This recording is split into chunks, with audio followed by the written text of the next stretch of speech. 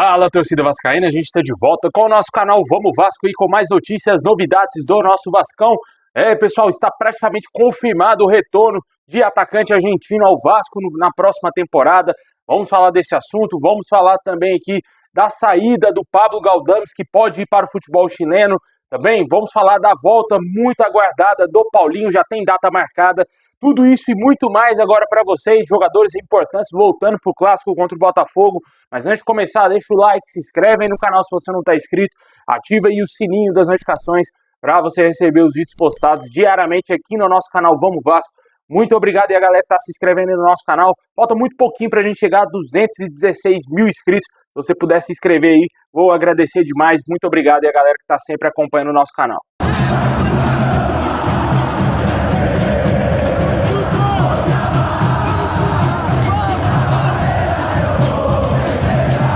Bom, pessoal, o elenco do Vasco se representou ontem lá no CT Moacir Barbosa e iniciou os trabalhos para o Clássico contra o Botafogo na próxima terça-feira, no dia 5, jogo que será no Newton Santos, um jogo muito importante para o Vasco, contra o líder da competição e o Vasco querendo se firmar de vez nessa briga por uma pré-Libertadores, que seria algo extraordinário para a próxima temporada. E para esse jogo vamos ter retornos importantes, né? O Felipe Coutinho, que foi preservado no último jogo do Vasco contra o Bahia em São Januário, ele voltou a treinar normalmente e deverá ser relacionado novamente aí no jogo contra o Botafogo, né? Agora a questão que fica é se ele será titular no lugar do Payet, que destruiu o Bahia, né? Eu acho que certamente o Felipe Coutinho vai para o banco de reservas, já que o francês jogou muita bola. Esperamos também que ele decida esse clássico tão importante para o Vasco. Tô vendo muita gente falando aí que o Botafogo é extremamente favorito contra o Vasco, que é obrigação fazer 3 pontos contra o Vasco. Não é bem assim não, meu amigo, não é bem assim não. A história é diferente, O Vasco tem totais condições sim de vencer o Botafogo e esperamos que o Vasco conquiste essa vitória, porque é um clássico muito importante aí, porque vai, além de dar uma moral gigantesca para o Vasco pode ganhar algumas posições importantes dentro da tabela aí no Campeonato Brasileiro e está mais próximo de atingir o grande objetivo aí para a próxima temporada, né? Torcemos aí para que o Vasco faça um ótimo jogo. Além do Felipe Coutinho, também vamos ter o retorno do Ryan, né, que apesar de ter tomado uma pancada no joelho e ser substituído no último jogo contra o Bahia, um jogador que sentiu muitas dores lá no lance, não foi detectada nenhuma lesão mais grave no atleta, inclusive ele participou normalmente ontem nos treinamentos aí lá no CT do Vasco. A gente ainda não tem atualizações quanto à situação do Léo Pelé e também do Vitor Luiz, que são outros dois jogadores que estão lesionados, né? A tendência é que pelo menos o Léo Pelé volte a ser relacionado nesse jogo contra o Botafogo. A situação do Vitor Luiz a gente ainda não teve nenhuma atualização, assim que tiver novidades vamos trazer aqui no nosso canal. Também tivemos a novidade muito importante envolvendo aí um jogador que o torcedor está esperançoso que vai ajudar o Vasco ainda nessa temporada, né, cara? O Paulinho, cara, meio campo do Vasco, o torcedor está ansioso pelo retorno dele após ver o Jair já atuando já constantemente, né? Já entrou nos últimos jogos do Vasco. Com certeza aí o torcedor espera muito a volta do Paulinho para ajudar o meio-campo do Vasco, né? De acordo com o Globoesporte.com, está confirmada para a segunda quinzena desse mês, agora de novembro, o retorno do jogador. O Vasco vai poder ter esse reforço tão aguardado aí, que não joga desde fevereiro. O Paulinho está em fase final de recuperação da lesão, que tirou praticamente ele de toda a temporada e pode ganhar minutos ainda no final desse mês.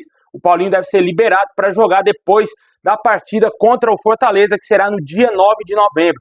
Se relacionado ou não para a partida seguinte, dependerá aí da confiança do jogador e também da comissão técnica ao analisar as condições do atleta, né? O Jair demorou um tempinho, né? Depois que o Jair foi entregue à parte técnica aí, a comissão técnica do Vasco, ele demorou algumas semanas para ser relacionado. Pode ser que o Paulinho jogue mais ou menos lá no finalzinho mesmo de novembro para o início de dezembro, né?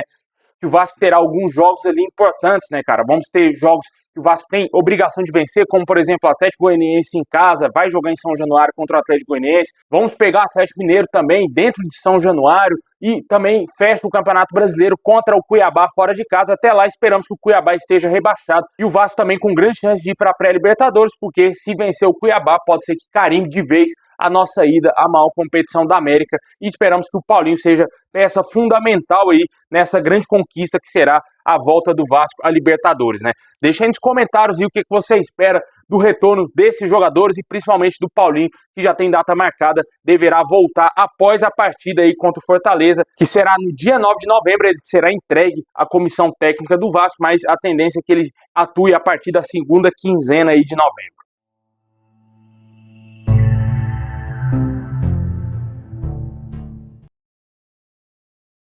Bom, pessoal, e seguindo com o nosso girão de notícias, o meio-campista Pablo Galdames está despertando interesse de outros clubes e entre eles está a Universidade do Chile, o jogador que terá o seu contrato se encerrando com o Vasco no final dessa temporada. O Vasco possivelmente não irá renovar esse contrato, já que o jogador tem um salário astronômico, ganha 500 mil, é um jogador que vive altos e baixos, né, mais baixos do que altos, né, viveu agora um bom momento aí nesse jogo contra o Bahia, mas é um jogador que historicamente foi muito criticado pelo torcedor vascaíno, e eu não vejo mais clima para a sequência do Galdames aí no Vasco, a menos que ele faça um restante de Campeonato Brasileiro excepcional, faça aí gols, dê passes, dê assistências aí para os jogadores fazerem gols, marque bem no meio campo, faça ali uma função que o Vasco procurou muito tempo, né, cara, que é a função de primeiro volante, a gente achou no Hugo Moura, mas se ele fizer tudo isso e bem feito, pode ser que exista uma mínima chance dele permanecer no Vasco, talvez o Vasco renovando um contrato, oferecendo um salário menor ao jogador, porque eu acho muito pouco provável que esse salário que ele recebe hoje no Vasco, algum clube aí no mundo vai pagar ele, né,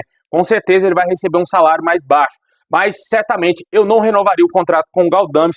E a Universidade do Chile é o primeiro time que vem aparecendo interessado no jogador. Agora vai ser muito mais fácil a saída do atleta, porque ele não vai ter mais contrato com o Vasco. E se o Vasco não renovar, ele vai sair tranquilamente do nosso clube, né? Deixa aí nos comentários o que você acha da saída do Galdames, que deverá acontecer no final dessa temporada. E a Universidade do Chile pode ser um dos destinos do jogador. Bom, pessoal, tivemos uma novidade envolvendo o atacante Luca Orejano. Ontem a gente até trouxe informações aqui a respeito de uma possibilidade dele voltar ao Vasco. Até falei a minha opinião, que eu não gostaria do Orejano voltar ao Vasco, porque ele nunca quis estar vestindo a camisa do Vasco. Porém, muitos torcedores clamam pela volta do jogador, que possivelmente não será comprado mais pelo Cincinnati. De acordo com as informações na torcida vascaína, o prazo aí para pagamento do Cincinnati para contratar o jogador e junto ao Vasco teria já se expirado. O clube norte-americano não teria dado mostras que vai comprar o jogador em definitivo e ele deverá voltar ao Vasco no início de 2025, já que tem contrato com o nosso clube até o final do ano que vem.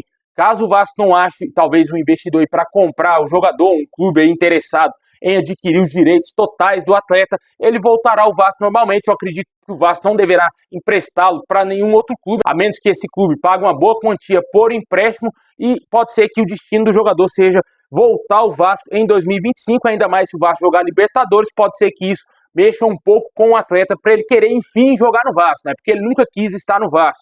De acordo com as informações atualizadas que temos, é que o Vasco já espera contar com o jogador para a próxima temporada, já que é uma posição muito carente no time do Vasco, a ponta direita ali do Vasco é bem complicada, né, cara? Após a lesão do Watson, o Vasco encontrou muitos problemas, se firmou ali com o Pumita Rodrigues, né, que vem jogando bem, vem atuando bem, acredito que agora ele vai virar a ponta direita no Vasco, mas mesmo assim é uma posição escassa no nosso elenco, e o Vasco entende que o Luca Orejano pode ser peça importante na próxima temporada.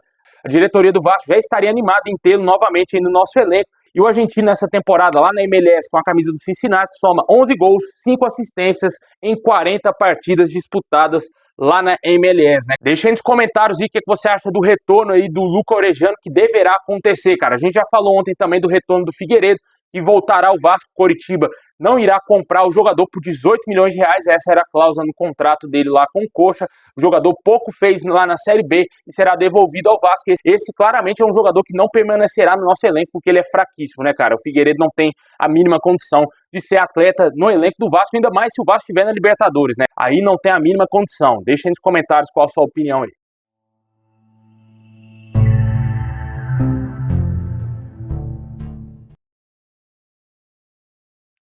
Bom, pessoal, esse é o vídeo de hoje. Valeu por ter assistido até o final. Deixa o like, se inscreve, ativa o sininho. Muito obrigado, tamo junto. E é nóis.